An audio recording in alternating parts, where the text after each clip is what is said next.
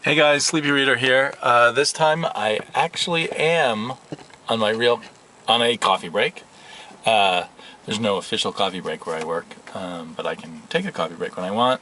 Starbucks is the only choice. I wonder if you can see me. Feels like the camera's shooting over my head. Let's see. This time I wanted to review the two DC women that I read this past week. Let's see, where are the comic books? Here they are, hidden under other things. Batwoman and Wonder Woman. These are both books I was really looking forward to a lot. They're two of my favorites, especially, love the Batwoman. Think Wonder Woman is brilliant. But these issues were both a bit of a disappointment, maybe because of my really high expectations. This issue of Wonder Woman was penciled by Tony Akins, and I think Manisha Minute often gets everything just right to begin with. Mentioned this is maybe not Tony Akins' best Wonder Woman work. It's fine comic book art, but he just seems to not be as connecting with the way Wonder Woman's been portrayed lately, both by him and by Cliff Chang.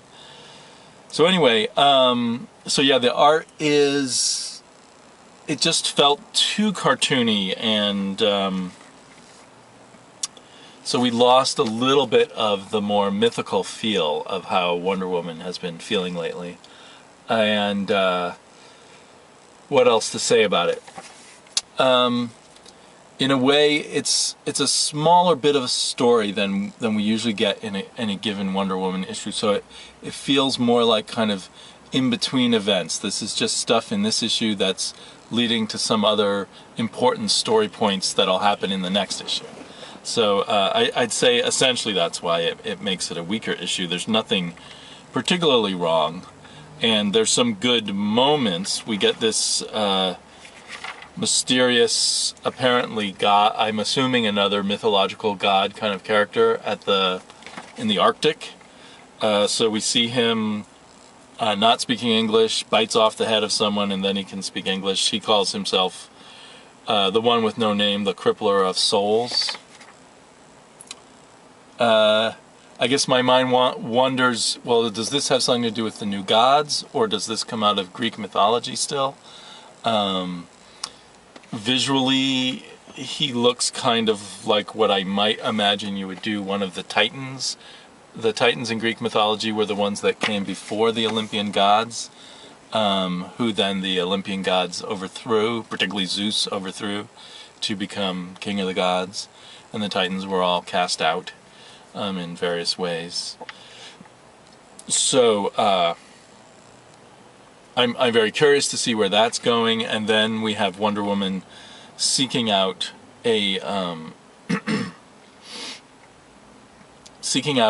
demigod, and I'm not sure whether I should know something more about her in advance, or anyway, I'm not sure where that's going with the seeking out the demigod. We go to some war-torn area in the Middle East, and yeah, I'm sorry, I feel like I'm being more unfocused. I still think I'm not as good at these in-car book reviews as I am when I do them at home, but anyhow, that's what it is. The other interesting little beat in the issue was Hera, who's now a mortal, fighting with what's her name? The chick who had the baby from Zeus. Anyway, and there's a nice beat where Wonder Woman pulls them apart, and she says she wouldn't let any friend kill anyone. So this was an okay issue if you're already reading Wonder Woman. Definitely not a jumping on point, and not the most exciting issue in the Wonder Woman series. In fact, maybe the first issue in the Wonder Woman series where I felt a little I'm being distracted by people outside the car, where I felt a little let down, because Wonder Woman has been such a high all the time. But no reason for me anyway to drop it or worry that in general it's going downhill. I'm a little more worried about Batwoman. Great art, still by J.H. Williams, as we've come to expect. But story-wise, it felt like they were just, what's the right word? Like they were slowing things down. Like, let's slow events down after the issue 12 being so exciting. Issue 0 was kind of a slow also, but and it doesn't need slowing down again. I shouldn't watch Minutia Man's reviews before I do mine, but I'm too excited to see his. But he kind of mentioned how, this is a slowing down of a story that hasn't had any kind of conclusion in over 13 issues. The one connection to the 0 issue is the way a lot of the story is told in text next to the pictures. And while the text is very well written and poetic, it also gives the story a slowed down feeling, and sadly does not take advantage of the great ways you can combine words and pictures by kind of separating the words and pictures a bit too much. The interesting part of it is the way the story gave us the point of view of Wonder Woman and the point of view of Batwoman, and both of those were done really interestingly. But the whole story is just they go into this maze looking for Medusa. It's a maze that's a prison for mythology's worst monsters. They go into the maze looking for Medusa, and she's not there anymore, and everyone's been... Well, I shouldn't say too much. And while, this was a really cool sequence, I wasn't clear enough on what happened there. I guess Batwoman saved the day with some gadget she has, but what that gadget did and what she exactly saved them from are very unclear. Visually, this page was very cool, but reading it, this is when Wonder Woman is being attacked by a creature named Nyx, who's working for Medusa, I guess. Visually, it was very cool, but I read it as best I could and couldn't figure out really what they wanted me to get out of it. I guess that's what Nyx really looks like, or does Nyx really just look like this, kind of a insectoid monster? I don't know. Or was this supposed to be some image of Wonder Woman? A pretty gruesome one. So yeah, it was everything was slowed down, and yet some key points, story points, were kind of obscure. Still, art you could look at for days. So ultimately, I'm curious enough to keep reading Batwoman, but I am back on the fence of, do I keep buying this or not? I think when J.H. Williams stops drawing it, I will take it off my pull list and I will just watch other people's reviews to see whether it's worth continuing. So those were my two slightly disappointing comics because I had them overhyped in my mind. My women comics, because they both have woman in the title.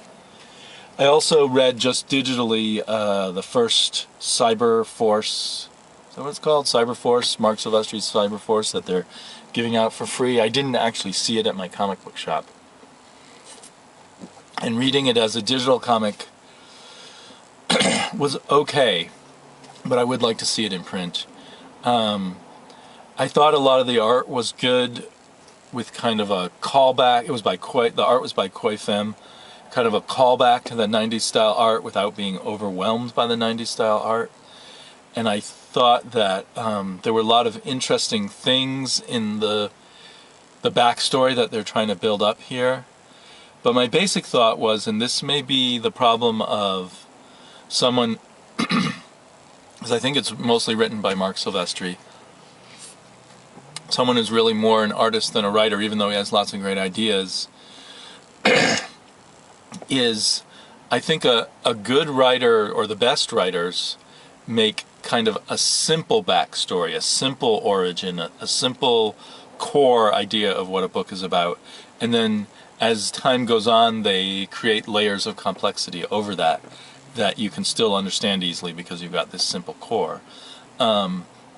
Whereas people who maybe have good ideas and are very creative but don't have that experience or natural talent as writers will make up a very complicated background and then maybe put a simple story on top of the complicated background. And that's what Cyberforce felt to me. I think if I were a kid reading it, I would have been much more excited by trying to figure out the complex background and stuff, and not bothered by what seems like the simple foreground characters. And as an adult reader, I much more want the complicated background. I mean, the complicated foreground, the sense of complicated real characters, and I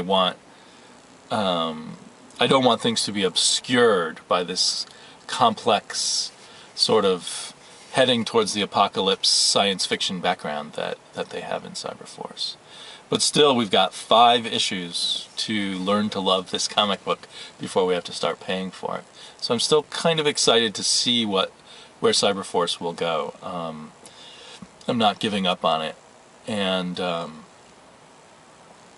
none of the ideas in it, even though it's kind of this complex science fiction background that's got, none of them feel brand new to me. Again, if I were a young reader, I think I'd be more excited. The ideas would seem more new to me. But there is a lot of interesting stuff there. And as they peel back the onion a little more, maybe I will